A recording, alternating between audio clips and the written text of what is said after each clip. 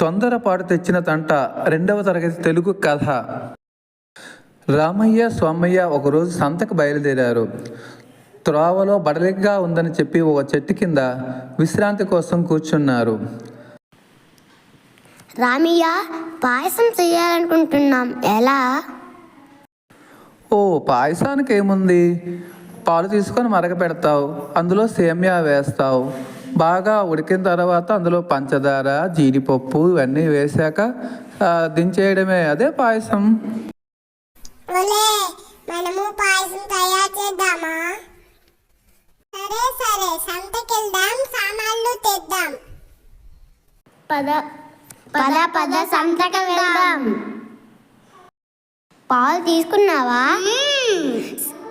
పంచదార తీసుకున్నావా? సేమియా తీసుకున్నావా? అయితే అబ్బా, మంచి వాసన వస్తుంది, నన్ను ఊరిపోతుంది, తాగుతానే.